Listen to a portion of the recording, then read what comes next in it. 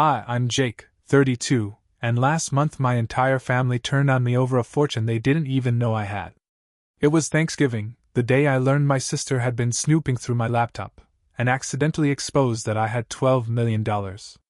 What followed was a screaming match, a pitch for trust funds, and my parents being escorted out of my office by security while shouting about family values. Let me back up. Growing up, I always assumed I was the invisible kid. I wasn't dramatic enough for attention, not troubled enough for intervention, and definitely not sickly enough to trigger my mom's maternal instincts. That role went to my younger sister Emma. Emma was born prematurely, spent weeks in NICU, and then somehow stayed the emotional sun our family orbited around for the next 2 decades. I learned early on that everything I did would come second to whatever Emma needed. I made varsity swim? Emma had a cold. I got a full ride to college? Emma was anxious about her finals. Birthday? Forgot. Graduation? Miss for Emma's ballet recital. There was even a time Mom asked me to reschedule a job interview because Emma's boyfriend had just dumped her and she needed the whole family's emotional support. So I did what any underappreciated, overachieving older brother would do. I vanished, in plain sight. By 22, I'd graduated early with a degree in computer engineering, sold a stupid little startup app for mid-6 figures, and moved across the country to start something bigger. I didn't tell anyone. Emma was busy switching majors for the 3rd time, and my parents were preoccupied with her panic attacks over her dog's lactose intolerance. I figured, what was the point? Fast forward a decade. I now own a software company that specializes in security infrastructure for major financial institutions. We don't advertise. We don't need to. If you're in the industry and you don't know us, you're either brand new or not important. I've lived in the same minimalist brownstone in a quiet Chicago neighborhood for 6 years. I drive an understated electric car. I wear jeans and hoodies and sometimes buy knockoff sneakers on purpose, because the point was never to look rich. The point was to be free. And I was. Until Emma found out. It started with a charger. She and my parents came to Thanksgiving at my place this year. I offered because Mom said she was tired, and I figured I could control the menu for once. Emma showed up an hour late wearing what looked like a new Louis Vuitton scarf, claimed it was thrifted, then immediately started passive-aggressively asking if I wanted help cleaning this tiny kitchen. Classic Emma. I had my laptop open in my office, monitoring a back-end deployment that was scheduled to push live globally that evening. Emma wandered in looking for a charger, glanced at the screen, and instead of asking what she was looking at, just snatched my laptop and ran into the dining room yelling, "Let's all see what Jake's really been doing." My parents laughed. Until the screen lit up. There it was, our company dashboard. Projected revenue. Total assets under management. A tab open with my personal investment summary. Another with real-time cryptocurrency tracking. One more with the back-end control panel of a client's digital vault that I was mid-testing. Emma froze. Dad squinted. Mom squinted harder. And then, like the scene in a slow-motion action movie, my sister turned to our parents and gasped. Jake's a millionaire." My mom fainted. Not metaphorically. Like, slumped in the chair, knock over the wine glasses fainted. And that's when the real Thanksgiving began. Mom came to in less than a minute, groggy but alert enough to sit up and immediately start crying. "How could you not tell us?" she demanded, clutching a napkin like it was a life preserver. "We thought you were struggling. We prayed for you." Emma was pacing now, still holding my laptop like it had personally betrayed her. "Is this real?" she kept asking. "Is this real? Like this isn't some simulation?" Dad hadn't said a word yet. Just kept staring at the numbers on the screen like they might rearrange themselves into something that made sense. My niece, Emma's 4-year-old daughter, was under the table whispering to her chicken nugget, blissfully unaware that the adult world was combusting over sweet potato casserole. I leaned against the doorway, arms crossed, trying to stay calm. "Would you all feel better if I were broke?" I asked. "Would that make this dinner more enjoyable?" That snapped Dad out of it. "You lied to us," he said. His voice wasn't loud, but it was low. That disappointed tone he usually reserved for flat tires and home improvement projects gone wrong. You let us think you were barely making ends meet. You never asked? I replied. Emma scoffed. Oh, please. You show up every Thanksgiving alone, in those Walmart hoodies, like some tech hermit with commitment issues. And we're supposed to assume you're secretly a millionaire? I wear hoodies because they're comfortable, I said. Not because I want to stage a poverty cosplay. Don't be snide. Mom snapped. This is serious. You're right, I said. It is serious. You just found out that I run a successful company. That I've been financially independent for years. That I built something real. And instead of being proud, you're upset that I didn't let you leech off it. That one landed. Dad stood up. You're not being fair. No, I said. I'm finally being honest. Which is a lot more than I can say for you three. Emma folded her arms. I supported you. I always encouraged you. I laughed out loud. You once told me to try getting a job at the Genius Bar because it's still techie but more realistic. She looked offended. That's good advice. You were floundering. I had already sold my second company by then. Oh. Yeah. Oh. Mom tried to shift gears. Okay, fine. You're rich. We're all shocked. But don't you think, Jake, that family should be taken care of? There it was. You mean Emma should be taken care of. That's not fair. She whispered. Emma's the one with a daughter. Dad chimed in. You don't have those expenses. I blinked. So because I'm single, I owe more? You're childless. Mom corrected. Emma, clearly sensing her moment, perked up. Look, I'm not asking for everything. Just help me get ahead. A car. Maybe some college funds set up. Something to help me breathe. Breathe? I asked. What do you think I've been doing all these years? Breathing? I was building. Alone. While you all forgot I existed. Dad stepped forward. We didn't forget you. We thought you were finding yourself. Found him, I said, tapping my chest. And he's very expensive. The conversation got worse before it got better. Accusations. Pleading. Mom even suggested I was going through a narcissistic phase, and offered to help me find a therapist. Finally, I said what I should have said 10 years ago. No one in this room is entitled to my money. And if you can't respect what I've built, or who I've become, then we've got a different problem. Then I picked up my plate, walked into the kitchen, and ate my pie standing over the sink. Because if your Thanksgiving doesn't end with pecan pie and family dysfunction, did you even do it right? 3 days after Thanksgiving, I received a certified letter at my office. It was a formal notice, written by a lawyer who spelled my name wrong twice, stating that my family, specifically Emma and my parents, were exploring legal avenues to secure equitable access to shared family wealth. Shared family wealth. I stared at the letter so long that Jenny, my head of operations, leaned over and asked if I was reading a ransom note. I almost laughed. Almost. Then I flipped the letter over and saw the handwritten sticky note attached from the lawyer's assistant. Sorry about this, my boss is a tool. But your sister insisted. So, they were actually trying to sue me. For being successful. I called my lawyer, Mark, a man whose entire existence screams seasoned pitbull in a Tom Ford suit. He read the letter while eating a salad the size of a thimble, and then calmly said, They don't have a case. This isn't even a case. It's a sad group text with legal letterhead. Should I worry? I asked. He dabbed his mouth. Only about how much popcorn to make when I send our response. We drafted a reply so sharp it could cut glass. It included itemized records of every single dollar I'd anonymously transferred to my parents for the last 4 years. It also included a notarized statement from me withdrawing all financial support moving forward. The next day, I got a text from Emma. Just 3 words. You'll regret this.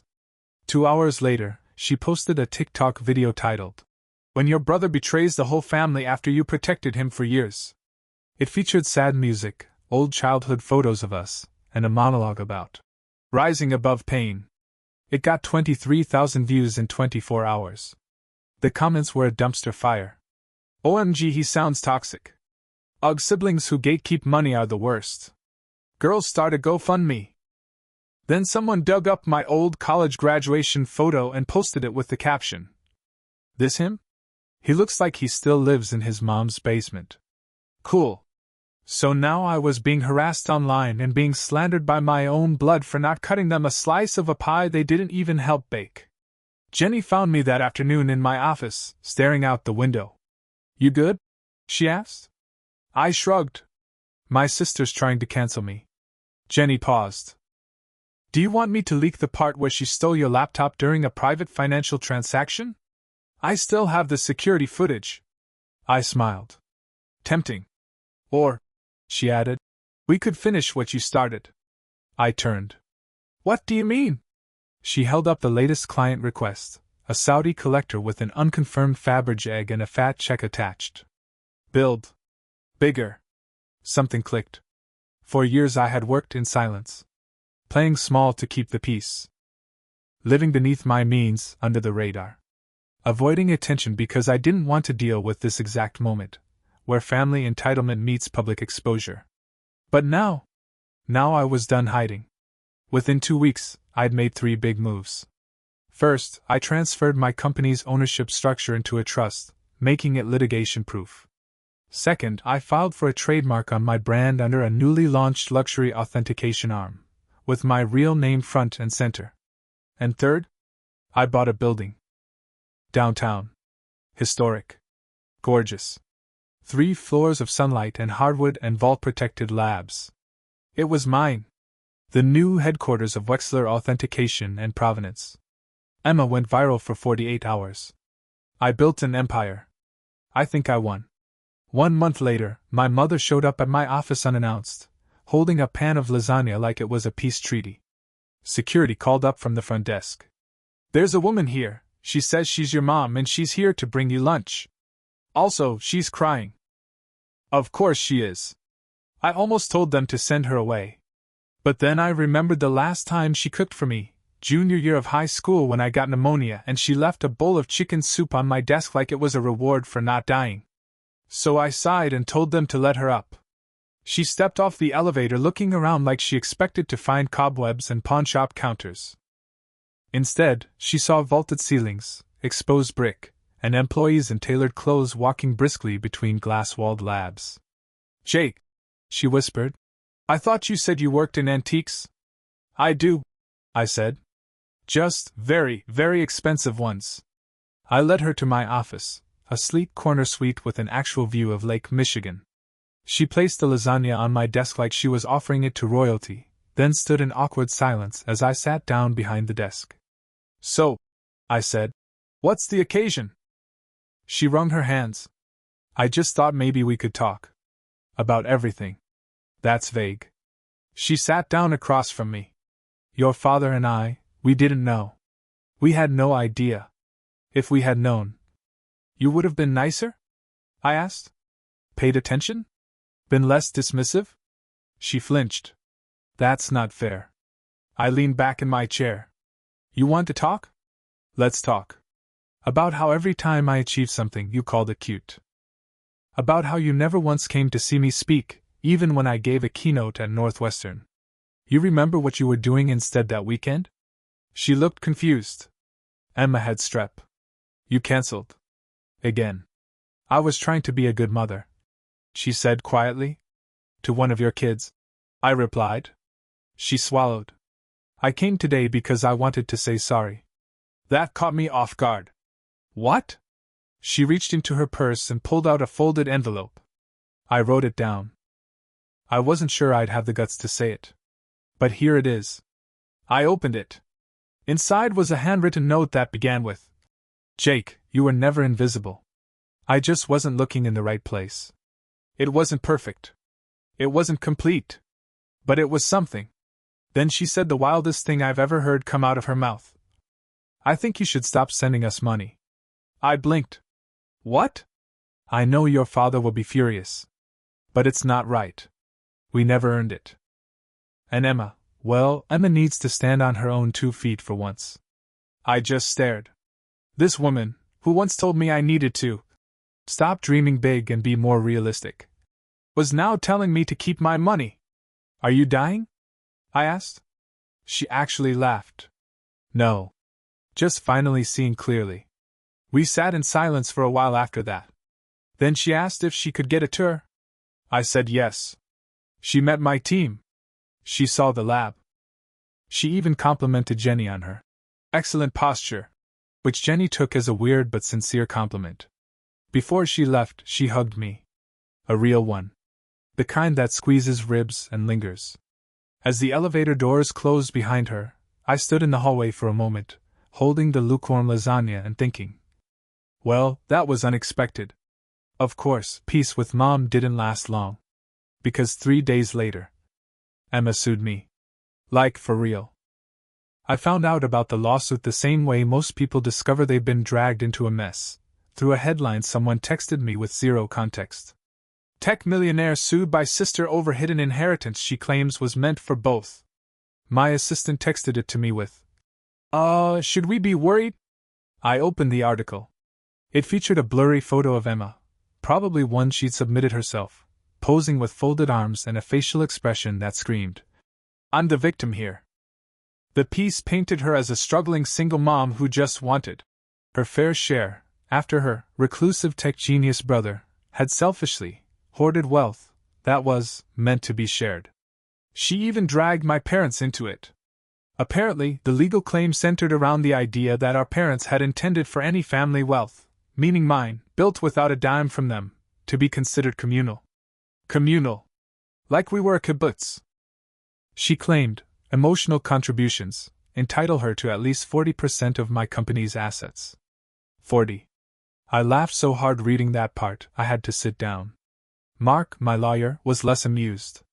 She's playing the PR angle, he said. This isn't about winning. It's about embarrassing you into settling. I'm not settling. Good, he said. Because if she keeps pushing, we'll bury her with depositions. She wants a public war? Let's make it loud. The next few weeks were a circus. Emma doubled down, doing a full interview circuit. She went on a local morning show, crying about how I lied to her for years and how she'd only ever wanted a brother, not a bank account. She told the podcast that she'd inspired me to pursue tech and used to tutor me in math. That part nearly killed me. Emma once asked me if Wi-Fi worked better when the moon was out. The worst was when she dragged Grandma Marie into it.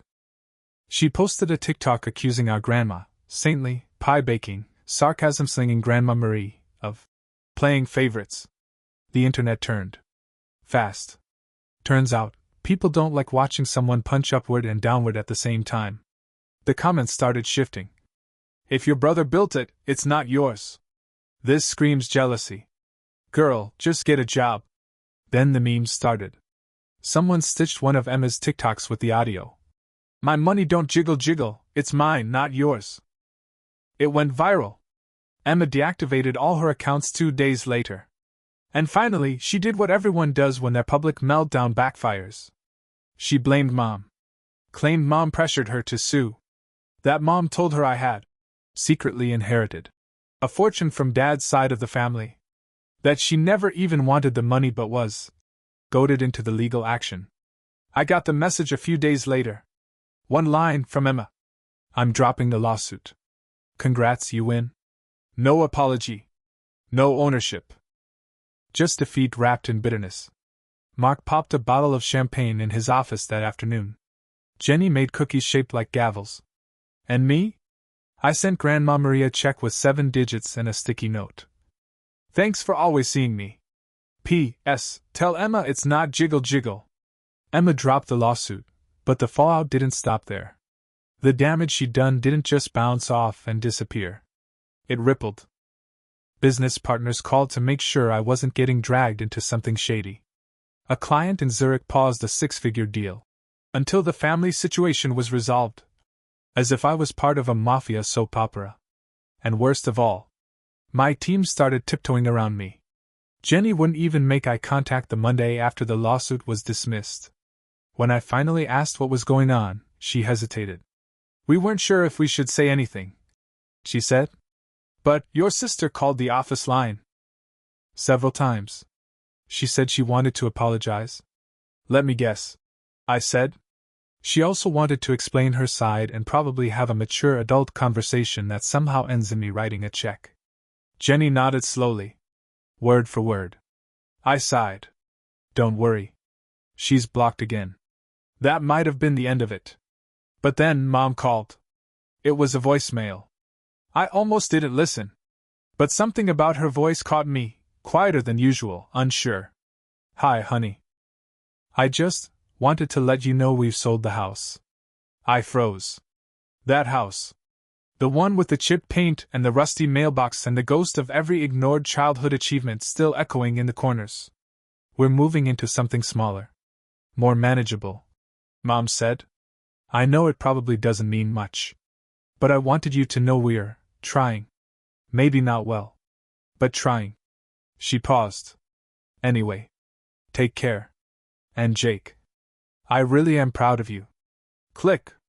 No ask. No guilt trip. Just that. I stood there in my kitchen for a while, staring out the window, remembering the night I stayed up building my first server in that house's damp basement, while the rest of the family watched Dancing with the Stars. And for the first time since Thanksgiving, I felt something I didn't expect. Not anger. Not resentment. Relief. Maybe this was what peace actually looked like, not flashy or perfect, but quiet. A little awkward. Maybe still weird. But real. 6 months later, I threw a party. Not a look at me kind of party. No champagne towers or rented tigers or Instagram backdrops. Just an open house at our new downtown headquarters, sleek glass walls, museum-grade lighting, and enough vintage security tech to make a Bond villain feel underdressed. Clients flew in from Dubai, Paris, Sao Paulo. There were velvet-roped exhibits of authenticated heirlooms, live demonstrations of our equipment, and a food spread curated by a Michelin chef who owed me a favor after I verified a brooch in his great-grandmother's jewelry box. But my favorite moment came just before the event started. Grandma Marie arrived early. Walked in wearing a tailored navy blazer and the antique garnet necklace I restored for her last Christmas. She looked around slowly, eyes bright, cane tapping the polished floor as she took it all in.